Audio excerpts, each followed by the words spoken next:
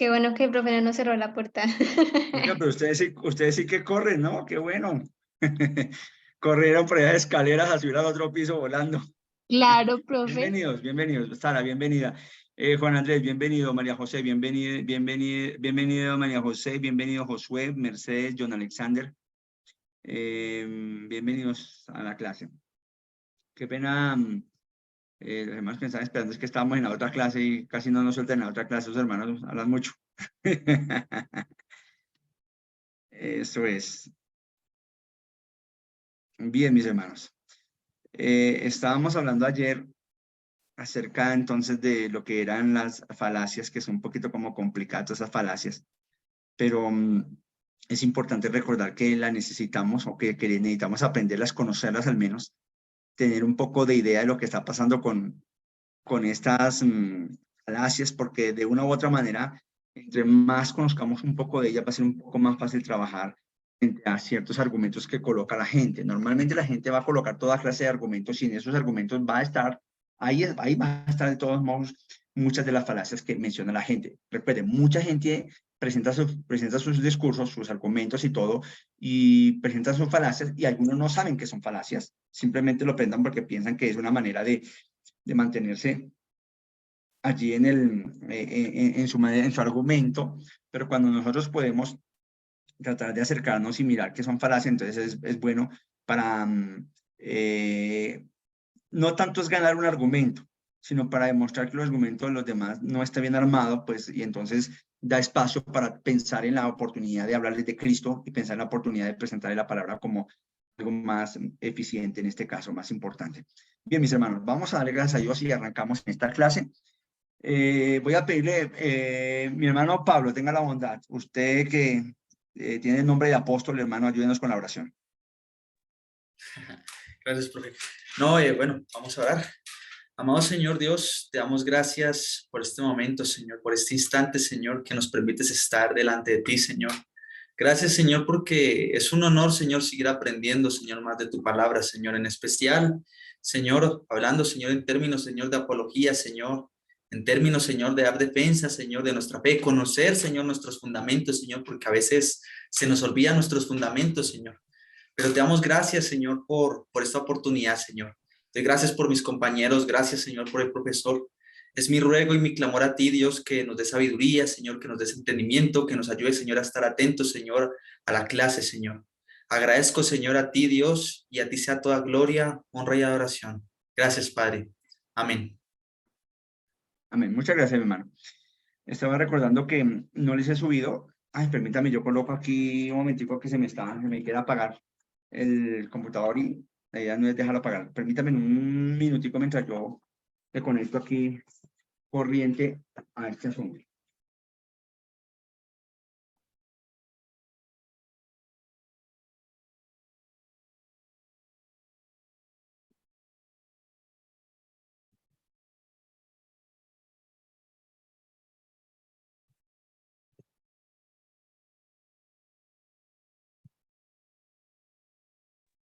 Buenas noches, profe y compañeros.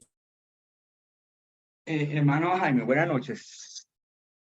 Bien, mis hermanos. Entonces, hermana Lidia, buenas noches, que acaban de llegar. Mi hermano Henry, Profesor, buenas Jamie, noches. Dios le Wilson, bendiga. bienvenidos a todos ustedes. Bien. Estaba diciéndoles que hace poquito me acordé que no les he subido lo de las falacias. Espero hacerlo mañana más tardar para que ustedes puedan, como parte de recurso, ahí en el primer corte, para que ustedes tengan un apoyo, una ayuda que pueda ayudarles de todos modos en algo a medida que van ustedes avanzando en su estudio y quieren aprender un poquito más de las falacias. Vimos alguna parte de las falacias. Lo importante de las falacias es reconocer que hay falacias, que hay muchas. Nosotros solamente vimos unas pocas, pero realmente hay muchas falacias. Y eso quiere decir que es un trabajo muy a fondo para poder conocer mucho las falacias. Pues somos llamados a aprender de las falacias, no somos llamados a revisarlas, a mirarlas nuevamente, a trabajar sobre ellas. Y sí les animo para que saquen el ratico y ustedes puedan aprender de ellas. Si hay un libro que habla acerca de toda esa parte de argumentación y falacias que quiero enviarles, no los he podido encontrar todavía porque sé que lo tengo, pero no lo he encontrado, sé que lo tengo. Entonces estoy en eso tratando de revisarlo para poder enviarles también y que lo puedan tener para que les ayude. Vamos a hablar un poquitico acerca de lo que es fe y razón hoy, la importancia de la fe y la razón. Las encuestas Gallup, creo que conocemos mucho esas encuestas, sobre todo en la parte política, ¿cierto? Pero las encuestas Gallup hacen encuestas de mucha clase de cosas y hacen encuestas en toda Latinoamérica. No bueno, no sé si en Europa, me imagino que de pronto hagan algo en Europa, pero al menos aquí en Latinoamérica sé que lo hacen y en Estados Unidos lo hacen. Y hubo una encuesta que ellos hicieron por allá en el año 1980, es antigua la encuesta, o sea, estamos hablando de casi que 42 años, 43 años ya casi hicieron la encuesta, ya hace rato hicieron la encuesta, pero vale la pena de pronto tener en cuenta un poquitico. Ellos, la encuesta Gallup dice acerca de la encuesta que hicieron en cuanto a la parte de religión. Estamos teniendo un avivamiento de los sentimientos, pero no del conocimiento de Dios. La iglesia de hoy está más orientada a los sentimientos que a las convicciones. Valoramos el entusiasmo más que el compromiso informado. Con esto, que la sacaron en 1980, cuando la gente era un poquito más comprometida con Dios, creo yo. Ahora, 40 años después, pues creo yo que el avivamiento de los sentimientos es más fuerte que realmente el compromiso y entrega y conocimiento de Dios. ¿Sí? Los avivamientos son importantes. Y ahorita estaba conversando en la otra clase del avivamiento que estaba sucediendo en la Universidad de Asbury. Es buena universidad a propósito, es una universidad interesante. Es una universidad de estilo metodista, ¿no? Su fondo es metodista. Es decir, tienen unos conceptos cercanos a lo que maneja Juan Wesley, por así llamarlo, porque viene de esa corriente de Juan Wesley, el metodismo. Y lo que está sucediendo allá es que ya llevan, tengo entendido, hoy serían 6 o 7 días que van en un momento de adoración tremenda donde no paran.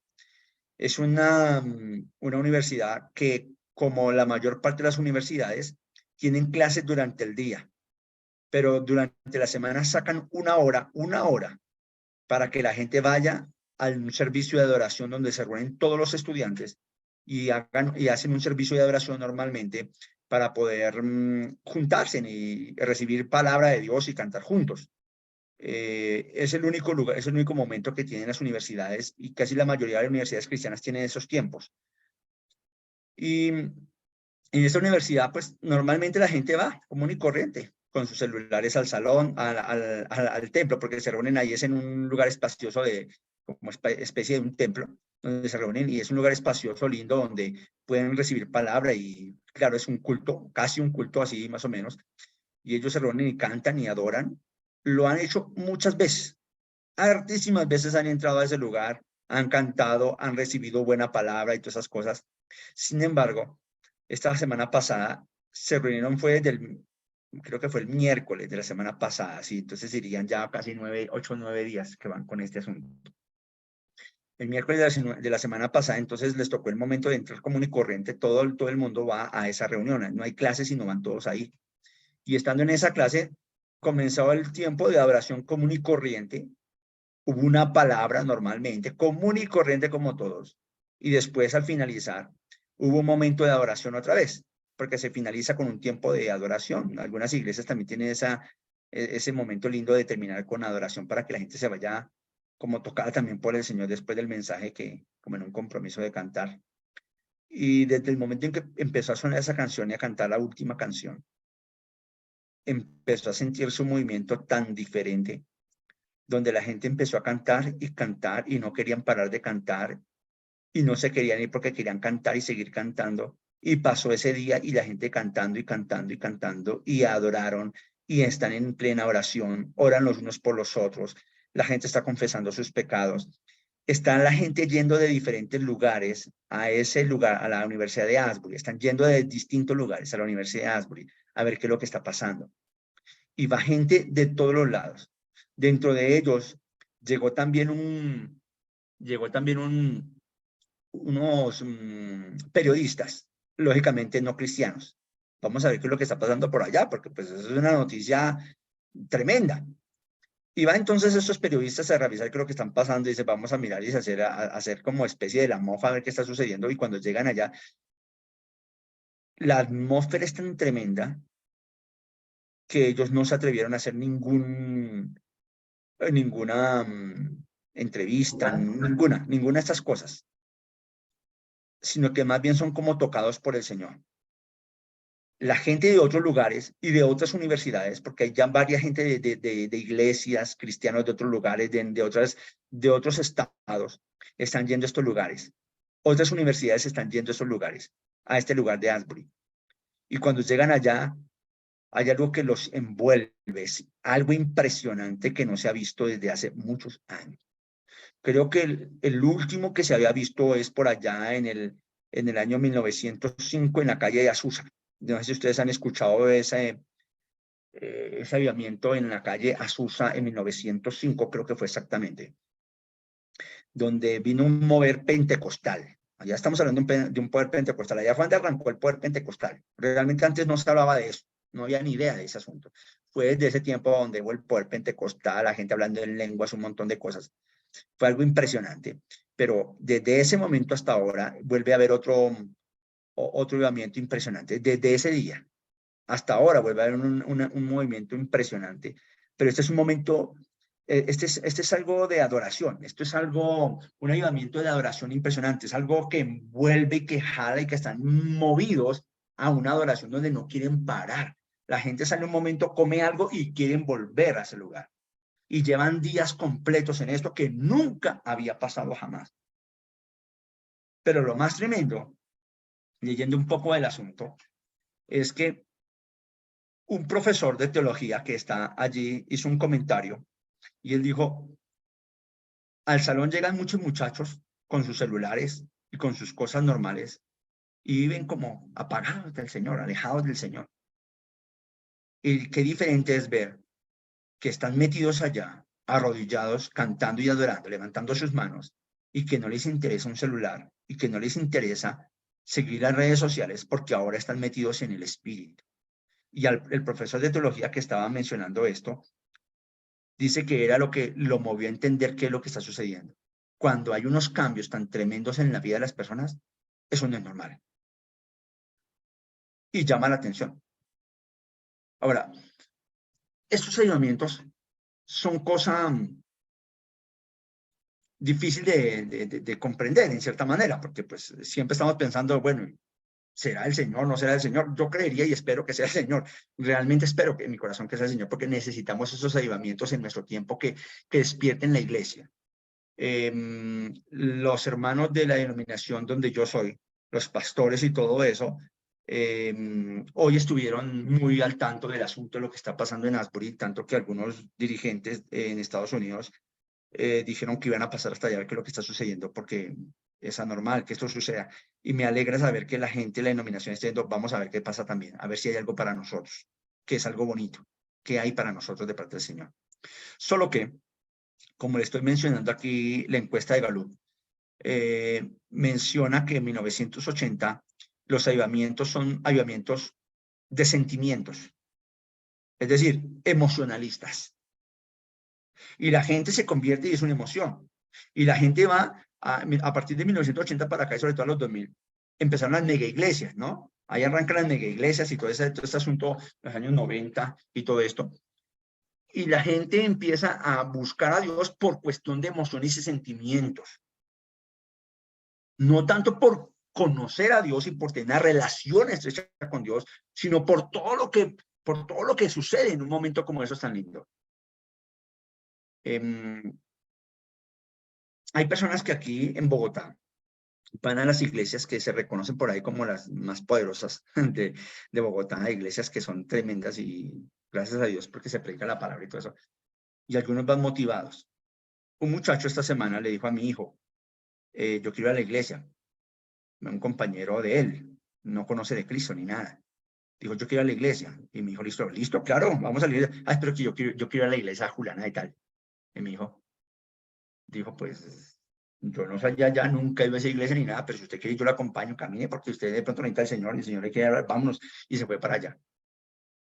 Y algo que vino mi hijo a contarnos es, dijo, papá, mire, lo que me impresionó es que la mayor parte de la gente coge los celulares a filmar, a grabar, a tomar fotos y no a adorar.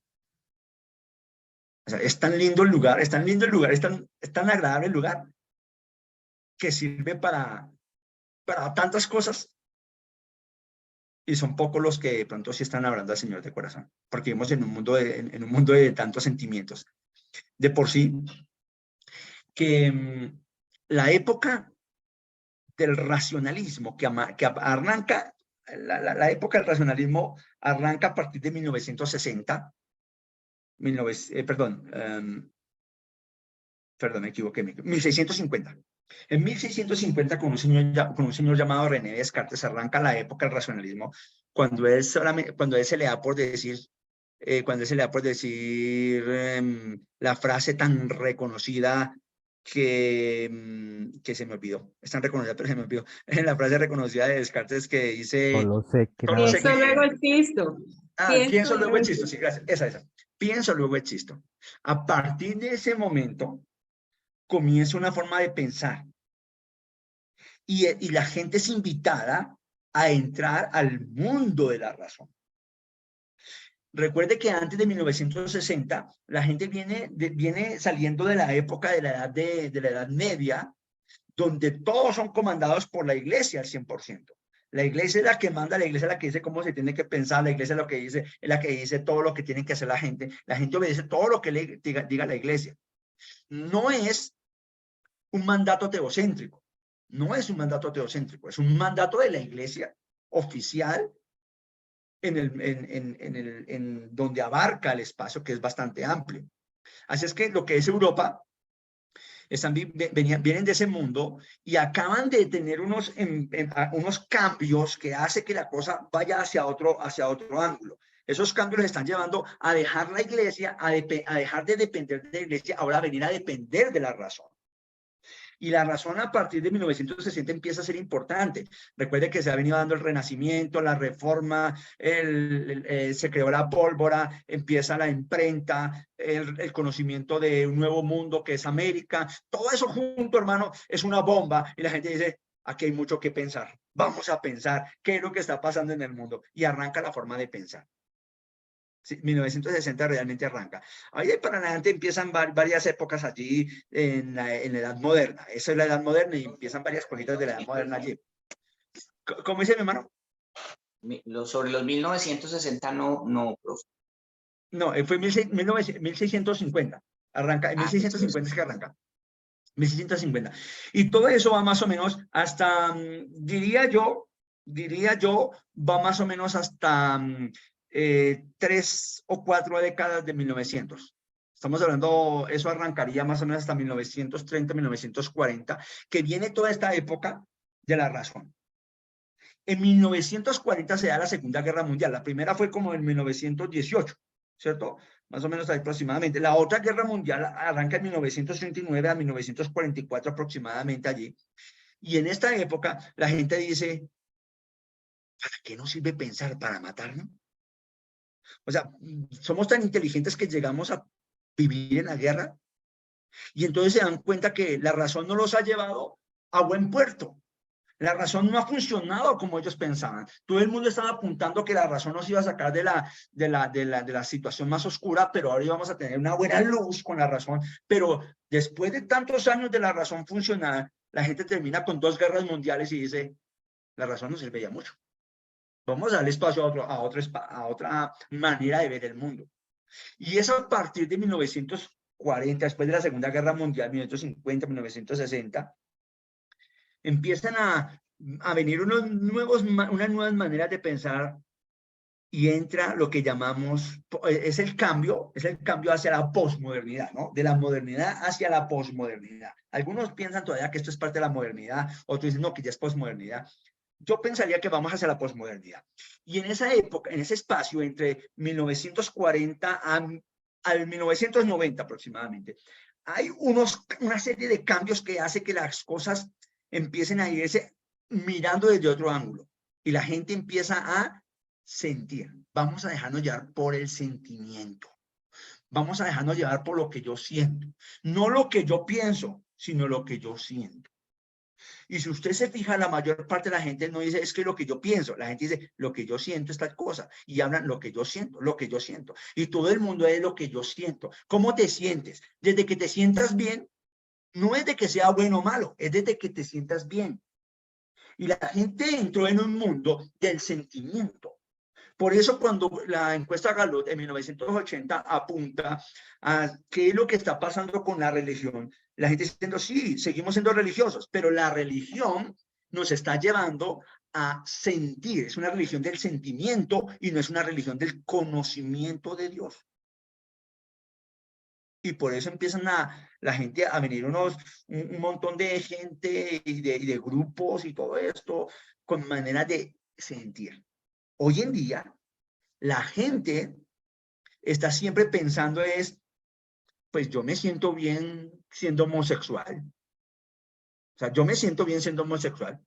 No, yo me siento bien abortando.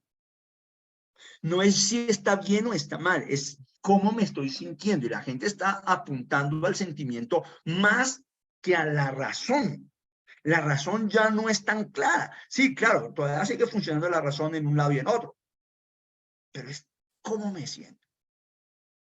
Y la mayor parte de la argumentación que nos va a dar la gente hoy en día no es en cuanto a conocimiento, sino en cuanto a sentimientos. Y ahí es donde nosotros podemos empezar a revisar cómo es que está pensando la gente. Según la encuesta de Gallup, por ejemplo, bueno, estaba hablando, perdón un momentico, de los hermanos de Asbury, me salía hacia otro lado, pero es parte del asunto. Los hermanos de Asbury, una de las cosas que realmente pienso y anhelo en mi corazón es que cuando concluya esto, que no sabemos cuándo puede terminar, puede avanzar más tiempo y el Señor puede hacer un movimiento impresionante desde ahí hacia el mundo entero. Porque esto es lo que está arrancando es entre jóvenes universitarios, que está tocando a toda la gente en el sector, en el estado donde están, pero el reguero de gente también está buscando todo eso. Una de las cosas que anhelo en mi corazón es que ellos realmente tengan un encuentro con el Señor y que ellos realmente puedan entender la obra de Cristo y puedan salir a hablar de Cristo de una manera contundente, coherente, y que la gente pueda llegar a Cristo por lo que ellos, por esa obra tan maravillosa que el Señor está haciendo ahorita ahí. No por lo que sienten, es que yo me sentí tan chévere ahí, como me sentí tan bonito, me sentí tan agradable, es que me sentí tan cómodo con la música, es que me sentí tan cómodo con las sillas, me sentí tan cómodo con eso. No, que la gente salga ahí diciendo, me sentí cómodo con la presencia del Señor. Me sentí que aprendí de Dios, me sentí que me senté con el Señor, que hablé cara a cara con el Señor, sentí que ahora conozco mejor al Señor, sentí que ahora la Escritura es parte importante de mí. Anhelo que la gente salga diciendo, quiero vivir con el carácter de Cristo a partir de ahora. Es lo que anhelaría, que la gente saliera de allá con eso, y ese es el avivamiento que traería cambios hacia el mundo entero. Si es un avivamiento de emociones, todo eso se va a derrumbar, se acaba y no se va a ver nada. Pero si es un avivamiento realmente centrado en Cristo, en la razón de lo que están haciendo, en razón del ser de Cristo, es un avivamiento que va a tener un movimiento impresionante a nivel mundial. Porque es algo rarísimo lo que está pasando. Entonces, según la encuesta Gallup que hemos citado, la iglesia contemporánea está formada por cristianos que no están entrenados en cómo pensar detenidamente y de manera profunda en lo que ellos creen. Es más, la gente no sabe ni qué es lo que cree, ni por qué lo cree. Es probable que sepan en qué creen. No, yo creo en Dios. ¿Qué? No sé. Pues la Biblia lo dice. ¿Y usted qué cree? No, pues yo creo en la iglesia. Pero ¿y por qué cree en la iglesia? No, pues porque mis papás me trajeron. Entonces, la gente no tiene razones contundentes de por qué cree lo que cree. No hay claridad de por qué se cree lo que cree. El criterio que muchos tienen para ir a la iglesia es basado en asuntos subjetivos en lugar de argumentos escriturales. O sea, la gente no va o bueno, estoy hablando de manera general porque pues cometería falacia, ¿no? Pero muchas personas están yendo a la iglesia más por sentimientos y por compromisos personales que porque la Escritura me enseña y porque el Señor me invita a hacerlo, porque tengo un encuentro con Cristo. ¿Por qué asistes a la iglesia? Algunos dicen, bueno, porque me gozo con los cánticos. Otro diría, pues me encanta la gente que asiste allá. Allá van muchos jóvenes y yo soy joven, pues me encanta ir allá, qué chévere. No, es que, ¿sabe? Las prédicas son muy interesantes. No sé, hombre, mejor dicho, llegamos allá desde que el hombre coge la palabra, nos hace reír a todos y la pasamos más bueno. Probablemente algunos estén pensando así. ¿Sí? Pero sí, está bien, pero ¿por qué asistes a la iglesia? ¿Por qué vas un domingo a la iglesia? Ah, pues yo el domingo, pues supongo porque voy yo a la iglesia, porque ya es una costumbre, yo todos los domingos voy. Y es que si yo no voy un domingo, yo me siento mal conmigo mismo. ¿Es una razón escritural realmente? Para ir un domingo a la iglesia, es que si yo no voy un domingo, me siento mal. Y algunos dicen, bueno, se supone que como cristianos tenemos que sacar un día para el Señor, entonces yo voy el domingo, pues la iglesia está abierta el domingo, pues yo me toca el domingo, porque pues si estuviera abierto el miércoles, iría el miércoles, etcétera, pero pues el domingo, y además pues con mi familia podemos ir los domingos porque todos podemos salir juntos y podemos irnos para allá, entonces vamos a ir los domingos. ¿Serán esas realmente las razones que tenemos para ir a la iglesia? Que es, pues, toca un domingo porque pues no hay más y todo eso. O sea, ¿cómo nosotros hemos llegado hasta este punto? O sea, ¿cómo hemos llegado hasta este momento a que los cristianos no tenemos ni razones de por qué estamos yendo a la iglesia ni por qué creemos lo que creemos? ¿Cómo llegamos hasta ahí? Y hay que recordar que los primeros cristianos expusieron su fe con argumentos razonables, como el caso de Pablo, en Hechos capítulo 17. ¿Sí? Y lógicamente después de Pablo vinieron otra gran cantidad de personas que empezaron a hablar acerca de las razones de por qué amaban al Señor y por qué siguen al Señor. Fue con razones que los padres de la iglesia empezaron a hablar de la importancia de la Trinidad. Y fue por razonar que llegaron al punto de entender que la Trinidad está en la Biblia. Fue porque entendieron muy bien lo que pasó con Cristo en la cruz del Calvario y todo eso, que hablaron de cristología. Fue porque entendieron muy bien lo que eran las escrituras, que dijeron, vamos a hablar del canon y por qué es importante el canon y por qué aceptamos estos libros y por qué estos libros no los aceptamos. Y eso lo hicieron todo a punta de razón. Muchos de los hermanos de la época de la patrística. Y de adelante otros tantos fueron hablando acerca de eso, pero con razones claras y contundentes de por qué hacían lo que hacían. San Agustín fue uno de los hombres que San Agustín vivió en los años 400 aproximadamente, el año 400 un poquitico. Y San Agustín era un hombre pagano, un hombre completamente pagano, hermano. Usted piensa en un pagano, ese Agustín era peor que ese, ¿sí? Terrible. Y este hombre le dijeron, mire, es que alguien va a enseñar allá en la capital de Milán, va a ir Ambrosio. Y dijo, no, pues a mí siempre me ha gustado escuchar a Ambrosio, me gustaría escucharlo, me encantaría ir a saber quién es Ambrosio. He escuchado mucho de él, pues me gustaría mirar a ver cómo es que le enseña, a ver qué enseña y qué es lo que está enseñando. Y se fue San Agustín para la capilla de Ambrosio, el pastor Ambrosio, y Ambrosio empezó a dar un mensaje, y dio un mensaje tan contundente apuntando a la razón, que lo que hizo San Agustín es, cada vez que hablaba, le entendía perfectamente lo que me estaba diciendo. San Agustín dijo, desde ese día no volví a ser el mismo. El Señor me llamó ese día para ser su hijo. Por una predicación profunda que le llegó primero a la mente, a su razón, pero que luego le bajó al corazón y le transformó. Y se convirtió más adelante en San Agustín. ¿Sí? San Agustín.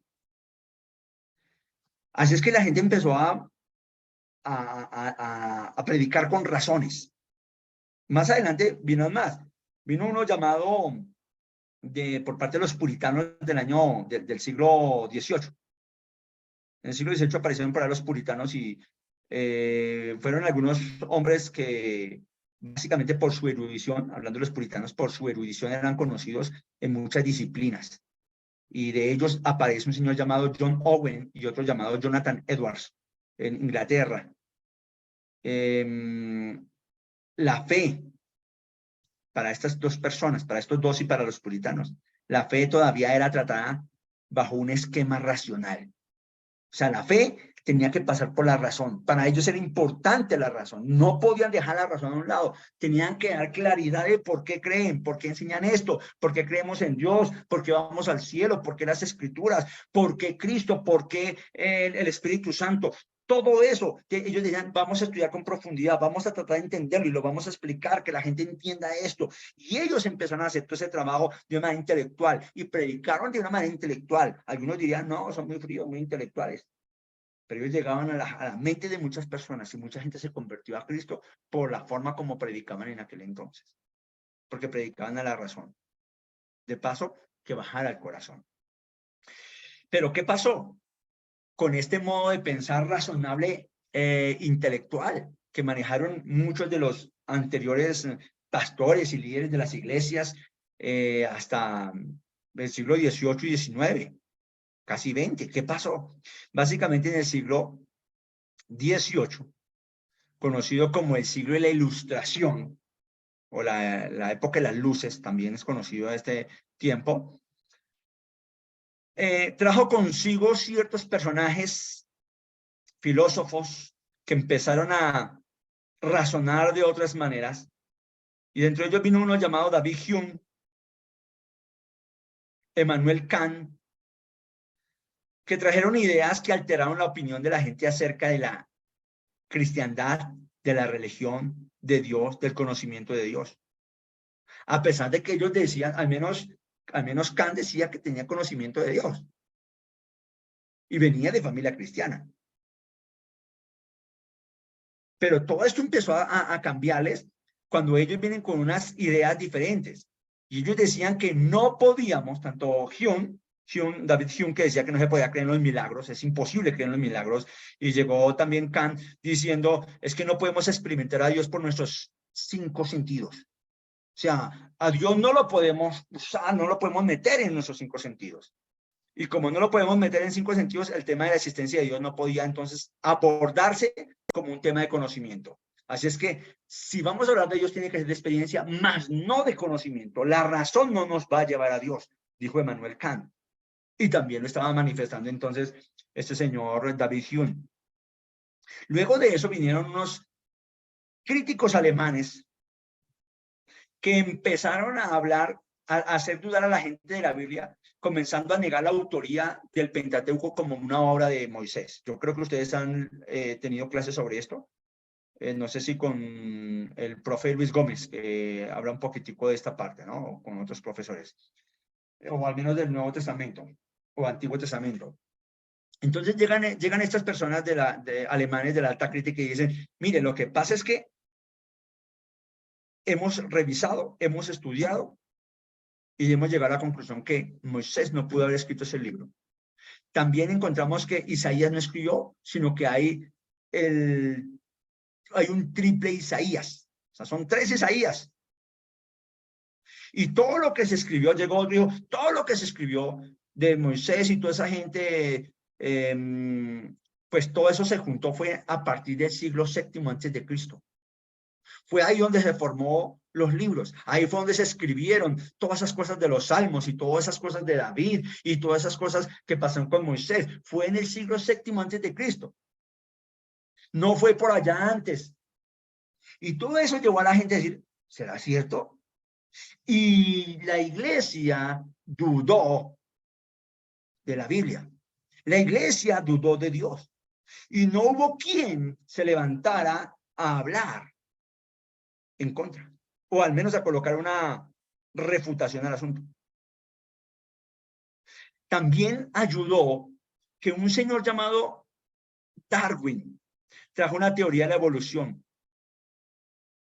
Y entonces, a partir de ese momento se dijo que el mundo era de los ateos. De esta manera entonces dijeron, ¿y cómo vamos ahora a enfrentar esto? La iglesia, ¿cómo va a enfrentar esto? Y entonces la iglesia empezó a tener dificultades. ¿Cómo razonar? ¿Cómo enfrentar estas circunstancias? No hay cómo. Estaban amarrados unos y otros. Totalmente amarrados. Desde el siglo XVIII, dentro de la iglesia se caracterizó por un énfasis más en el sensacionalismo, con una predicación orientada hacia los sentimientos personales en lugar de las convicciones. Ya no vamos a predicar con razones porque pues no tenemos razones para hablar. La gente empezó a dudar. La gente empezó a dudar. A dudar. Y hace poco escuché a un doctor de teología. Él es holandés, muy reconocido por ahí. Y estaba escuchando sus conferencias que daba y él decía que bajo la idea y la razón no tenemos cómo defender el Antiguo Testamento. Dijo, no hay manera de defender el Antiguo Testamento, no tenemos cómo defender el Antiguo Testamento desde el punto de vista de la razón. Entonces dice, nos toca buscar otras alternativas para presentar a Dios desde el Antiguo Testamento desde otras maneras, de otra forma. Yo no sé si ustedes cuando vieron un poco acerca de crítica de formas y crítica de todo esto en la parte de cuando estaban hablando de el Antiguo Testamento, no sé si con el profe Francisco o con el profe Luis, llegaron a la conclusión de que no es tan fácil sostener el Antiguo Testamento, por ejemplo. Y mucha gente queda con esa idea. Entonces, ahora la gente ya no va a predicar. Bueno, pues si Moisés no escribió el Antiguo Testamento, ya no prediquemos sobre Génesis y no prediquemos sobre Éxodo. Y no, pues la gente duda eso, entonces no prediquemos. Vamos a predicar lo que la gente cree que hay. Y entonces, como David Hume dice que los milagros no existen, entonces, bueno, quitemos los milagros, no prediquemos sobre los milagros. Entonces, ¿de qué está predicando la gente? ¿Sí? La gente empezó a predicar más bien no hacia la razón ni a que la gente tenga convicciones, sino que la gente empezó a predicar más bien hacia los sentimientos de las personas para que la gente se quedara en la iglesia y no se fuera. Cosas que estaban pasando en ese entonces. Un historiador llamado George Marsden dice que el anti-intelectualismo fue una característica del avivamiento en América. Y como consecuencia de esta falta de teología sólida, surgieron entonces los movimientos falsos conocidos como el mormonismo, adventistas del séptimo día, testigos de Jehová. El mormonismo arranca en 1830. Los adventistas del séptimo día arrancaron en 1844. Y los testigos de Jehová arrancan en 1884.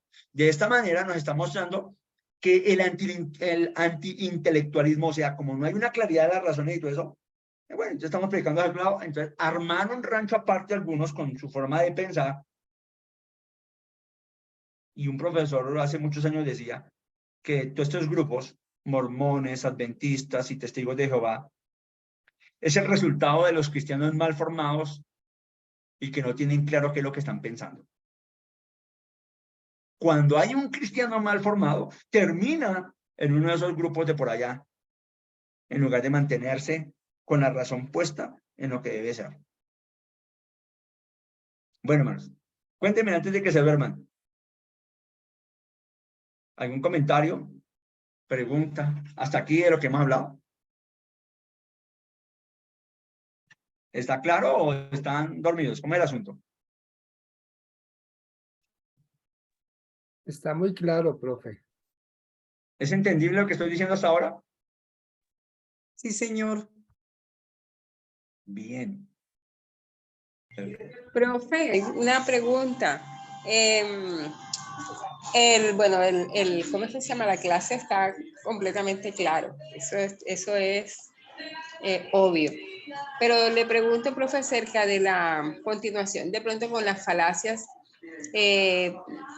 ¿terminaríamos con la presentación que está montada de las falacias o vamos a continuar con ellas en algún momento? Ya. Bueno, gracias por la pregunta, Mercedes. Lo que pasa es que como tenemos varios temas trabajando aquí en nuestra materia, hay bastantes temas para trabajar. Entonces, algunos temas no los alcanzamos a ver 100% como quisiéramos, pero por ejemplo, lo de las falacias, la idea era como dejarles el ánimo de, oiga, hay que buscar un poquito más del asunto, ¿no? Como el gustico por a ver si de pronto alguno se anima a seguir buscando y a trabajar por su cuenta el asunto. ¿Sí? La idea era eso. Algunos de los temas que vamos a trabajar, simplemente la idea es que abran el apetito para buscar más del asunto. Por eso, pues hay que, de todos modos, como les digo, yo les voy a subir lo que tengo en la presentación y voy a tratar de conseguir el libro que les dije para que ustedes lo tengan y, en sus momentos libres por ahí, en sus momentos de ocio, cuando les queda el tiempito, si es que les queda tiempito, pues que puedan leer un poquito. Sobre todo cuando pasen estos tiempos de clases, que llegan los momentos de descanso, ojalá pudieran tener esos tiempitos de descanso realmente y que pudieran tomar un libro y leerlo, y qué chévere que sea sobre esto de argumentación, eso sería maravilloso, todo eso sería estupendo.